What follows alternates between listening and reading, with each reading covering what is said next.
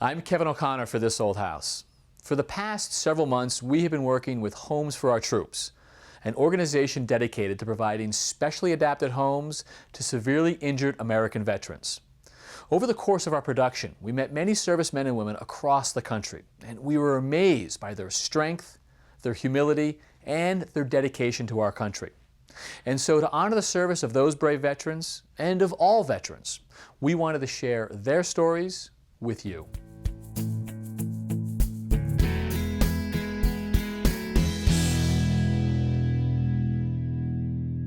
Meet Army Staff Sergeant Alex Dillmann and his wife Holly. Alex served 2 tours in Afghanistan as an infantryman. I sat down with Alex and Holly to talk about what they've been through. Once you enlisted, eventually you end up getting deployed to Afghanistan. Correct. It took about 3 or 4 years from my initial enlistment to get deployed, just because it's just the nature of the beast. But yeah, my first deployment was in 2008. And from 2008 to 2009, and that was in Kandahar, southern Afghanistan. So it was on your second deployment that you got injured? Yes. Tell us about that day. As far as what I could remember accurately, I just remember prepping the vehicles. At the time, I was a squad leader. So I was in charge of a group of guys, and I had my own vehicle.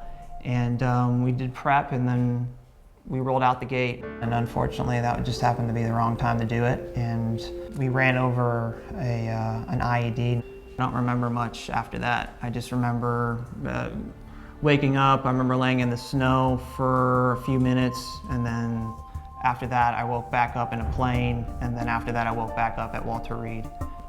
I had woken up to the phone ringing. I was like, oh great, it's Alex, he's calling, everything's okay. But when I answered the phone and I heard it was another man on the other end of the phone, I knew that something had happened. I mean, my first thought was, oh my God, he's been captured. You know, I wasn't expecting him to say possible severed spine. When he said that, I was like, oh God, we're into some big problems here. I lucked out because initially when I woke up, the first person I saw was my wife. And from that point on, I was relieved, because unfortunately not a lot of spouses stick around after these types of accidents, but I lucked out. And you know, my wife is fantastic. I was pretty traumatized. I knew it was bad, but I knew at the same time that, you know, me curling up in a ball in the corner wasn't gonna, you know, I had to kind of suck it up, and I was having to get stuff in order so that I could go be with him, so. I had a good solid 2 months of actual surgeries, just one right after the next, where I'd wake up and go to a surgery, come back, you know, they'd put me on medication, then I'd go to sleep, wake up, I'd have another surgery. We were in the hospital for quite some time. We started thinking about getting back into our life, like, are we going to look at buying a home? How are we going to modify a home?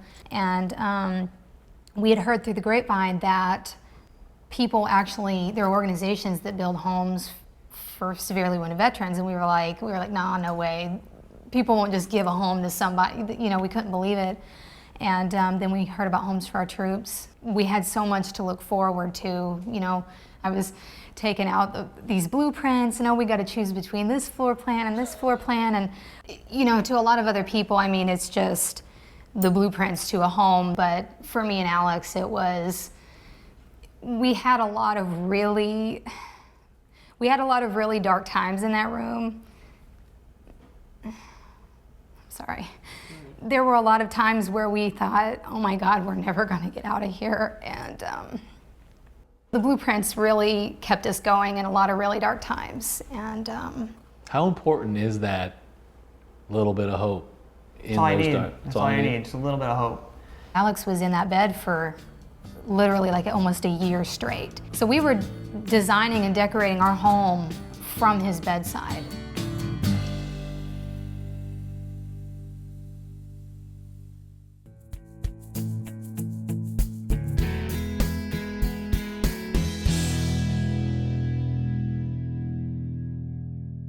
Army Staff Sergeant Alex Dillmann was on his second deployment in Afghanistan when an IED left him paralyzed.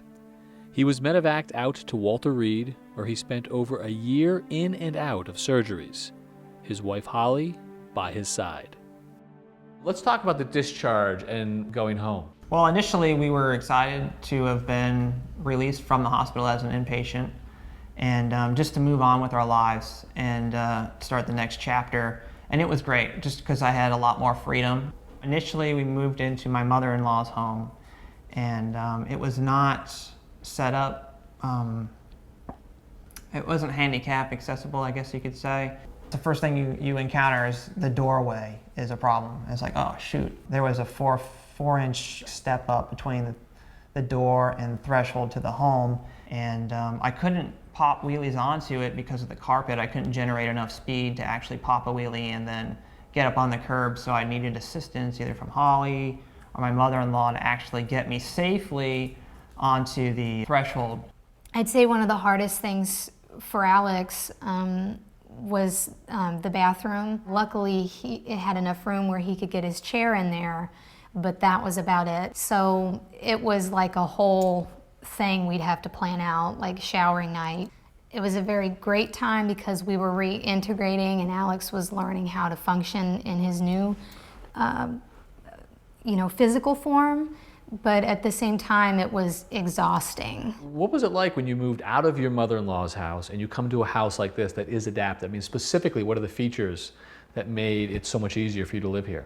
Even before the house was built and they just had the foundation set up, I could get an idea of what the layout looked like. And immediately when I rolled up, the front door wasn't on it yet, but it was flat. So initially I was like, hey, look at that. I can go in and out without having assistance to get through the doorway. Now that we're in the home, we're settled in, we're kind of focusing on doing a lot of the things now that we wanted to do prior to his injuries. Like, we're trying to start a family now that we have, a home. And Alex is looking at returning to school, finish his degree. These are all things that we can focus on now instead of focusing on, okay, where are we gonna live? Is it gonna be accessible? And then facing those challenges. Before, I really had to depend on other people to help with certain things, and now I can do it on my own whenever I want. Living in the house, now we can enjoy life.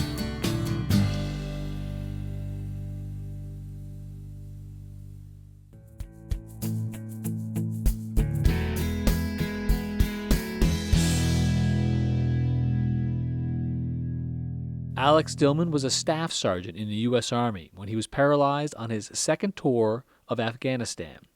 From his bedside, he and his wife Holly planned and decorated their fully accessible home from Homes for Our Troops and are excited about making the house their own. It's a pretty big house for two people.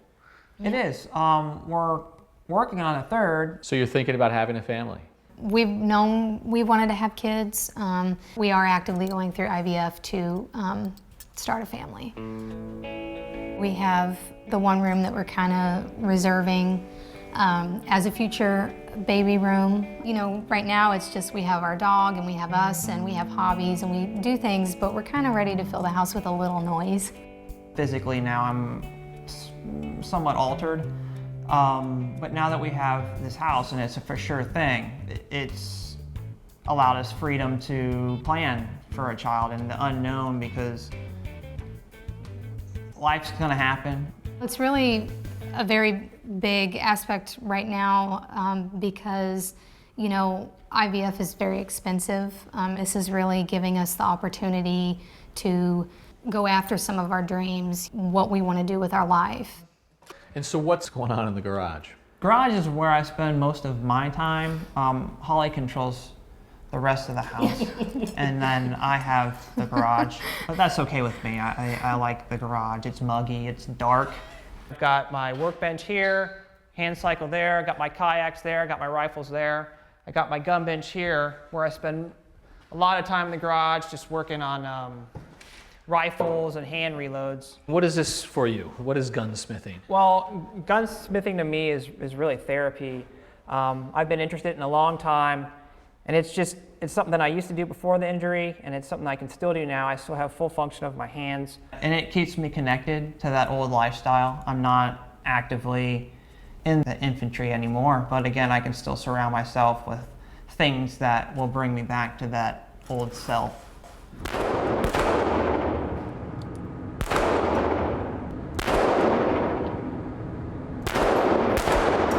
I love going to the pistol range, and I do like firing. I feel like it's a really good stress relief, and it's something we can do together as like a date night kind of thing.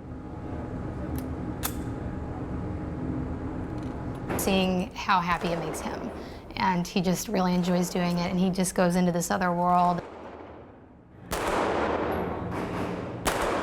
Stepping back, what does having this home mean to you guys? Holly, what does it mean to your life and your outlook?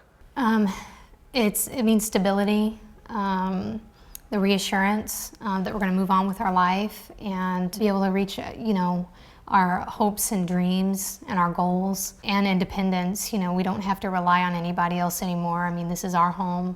When you were laying in that bed at Walter Reed, could you ever have imagined that you'd be living in a place that gave you freedom, that you'd be planning a family, that you'd be talking about?